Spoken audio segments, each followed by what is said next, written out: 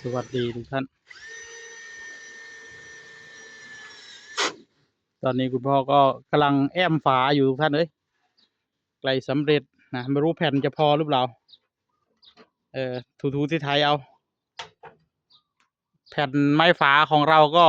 ใช้จนหมดทุกแผ่นเลยพี่น้องเศษเล็กๆน้อยๆบ่มีเลยงามขนาดเลยบัดนี้เข้าท่าขนาดพี่น้องเดี๋ยวในอนาคตผมก็จะเฮ็ดครัวแบบนี้ละอันนี้ไม่ใช่ครัวนะอันนี้เป็นที่ล้างถ้วยล้างชามที่ล้างถ้วยชามอันนี้เป็นชั้นวางถ้วยชามยาวๆเลยทุกท่านยาวสุดเลย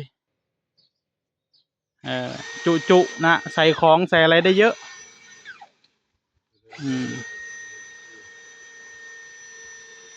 ป้องกันหมาแมวนะเอาไว้สูงนะทุกท่านเอาไว้สูงนะแล้วแต่อยากจะวางอะไรก็วาง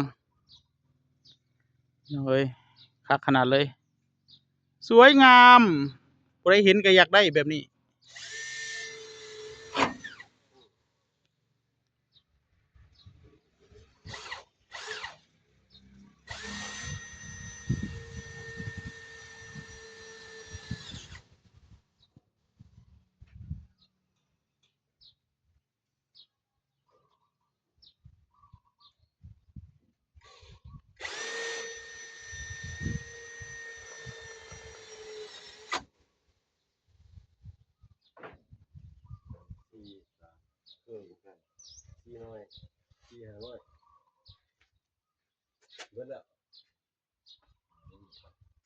มีเรื่องแผ่นบางนะ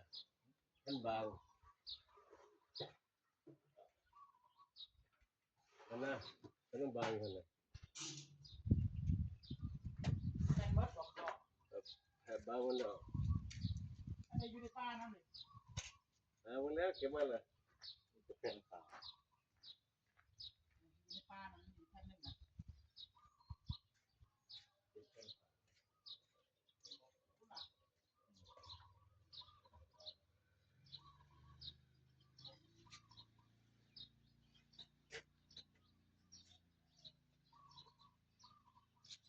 แผ่นเบิด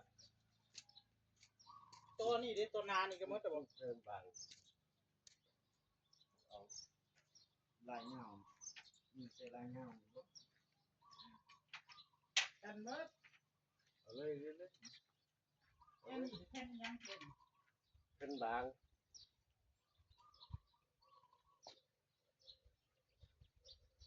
นี่ก็รถนะนี่เที่ยวบันนี้นี่มาเลยนี่ตัวนึงตังเดี๋ยวต้นน้อยนี่บ่เดี๋ยวเอาโบวี่จะต้องจะเป็นเอาตอนนั้นแหละตัวนี้บริษัทใส่ข้างหน้านี่ใส่ข้างหน้านี่ดิกันตกข้างหน้านี่จังน้อยพออยู่กับใส่แล้วงามคือกันดัดแปลงใช้ของเท่าที่มีจนเบิดเลยพี่น้องโบเหลือเศษเลยแต่ว่าเราต้องตัดซะก่อนทั้งหน้าเนี่ยตัดให้มันตรงๆกันซะก่อนจึงใส่มาใส่ข้างหลังนี่ให้เมดก่อนก็ได้คุณพ่อเอาตัวนั้นละเฮ็ดใส่เอาก็หูเดี๋ยวนี้ฮะว่าย่านมันบ่พอเขาสลับเนาะเอาตัวน้อยสลับเนาะตรงกลางเนาะสีงามโดดเด่นเลยได้ปะนี่ได้สิกลายเป็นลวดลายเลยหรือว่าฮะคุณพ่อหรือแล้วสลับมะสีขี้คันเลยเนาะอะไรแต่เจ้าสีใส่ต่อกันเลยก็ได้หรือว่าสีรื้อออกมาแล้วสลับก็ได้กันรื้อออกมาสลับนี่โอ้เจ๋วเลยกลายเป็นลวดลายสวยเลย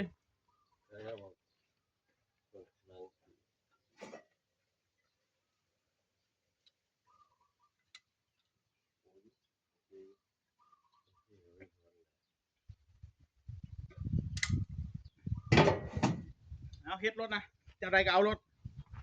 งามคือกันแล้วล่ะ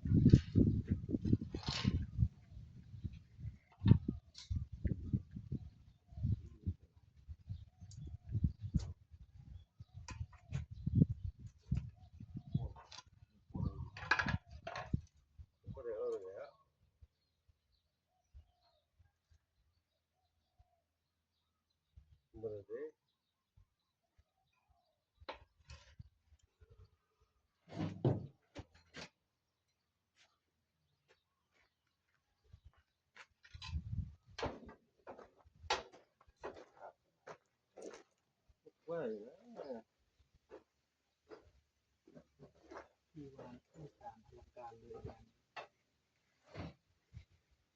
มันก็ได้นะบริสุทธิ์บริสุทธิ์นี่โอ้โหนี่คือนี่เป็นเรื่องดีเราอย่างนี่แหละเรามียักษ์กันมาแล้วนี่ครับลุงเลยหรือว่าไป ตัว จ สั้ ง นเลยมั้ง เดินแต่เจ้า มัน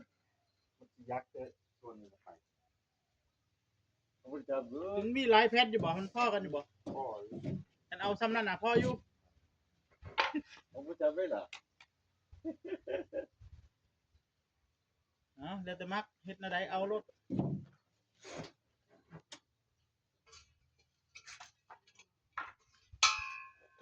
ตัวนี้มันใส่เป็ด อืม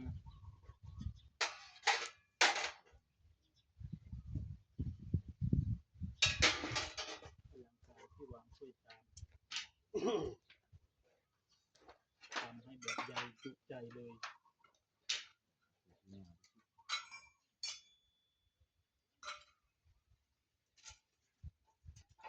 นี่คือเนี่ยโอ้โห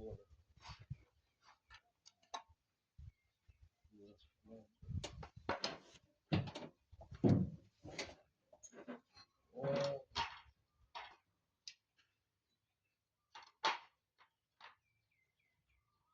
ย่างห้ามเบิดแล้วบ่อ้อมเฮือนแล้วบ่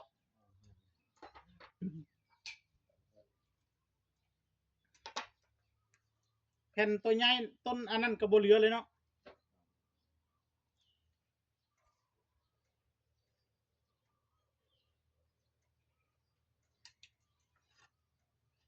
มันประมาณจักเซนฮะคุณพ่อ สาม มันความยาวมันเท่าไหร่ 36 36เว้นไว้ก่อน เว้นไว้ก่อน อยู่เฮือนค่อยมีบืดใส่ทั้งหน้าซะทั้งหลังน่ะปล่อยทิ่มไว้นั่นล่ะเดี๋ยวมือน่ะมาใส่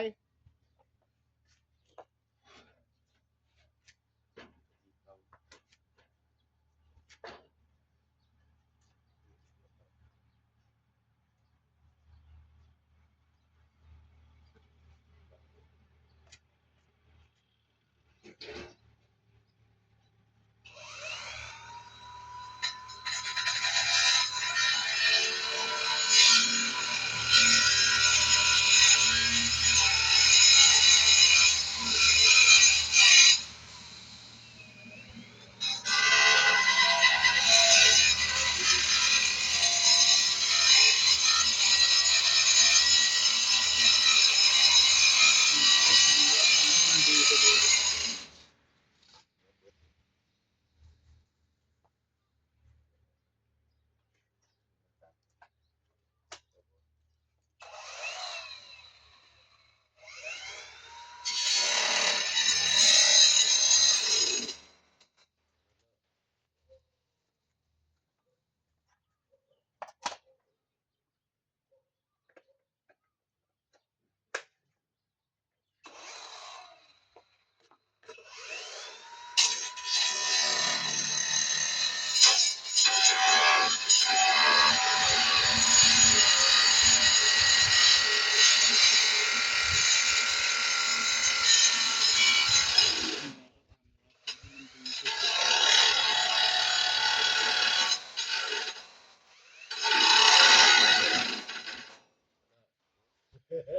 มันมีตัวใดเต็มพอตัว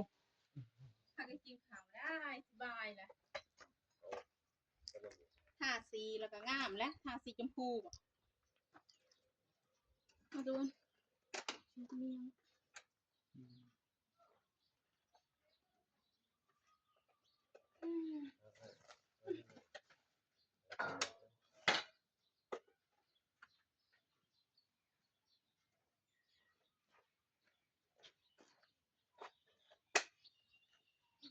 ข้าวเลยใช่ไหม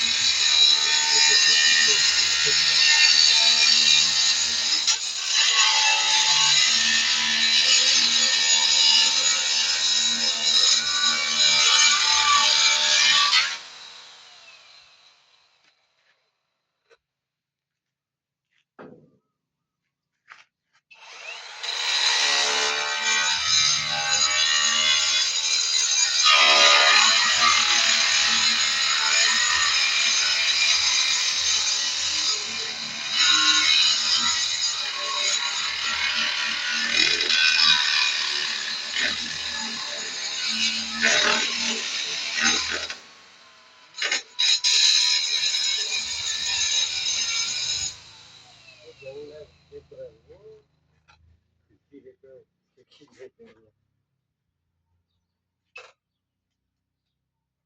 ว่า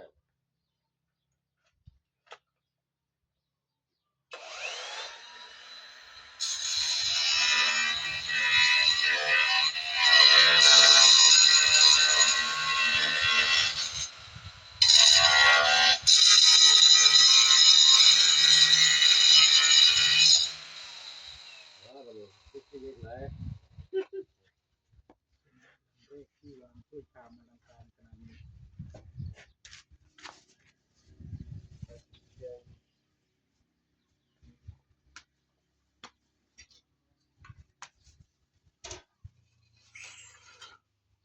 ฝึกยิงกันแล้ว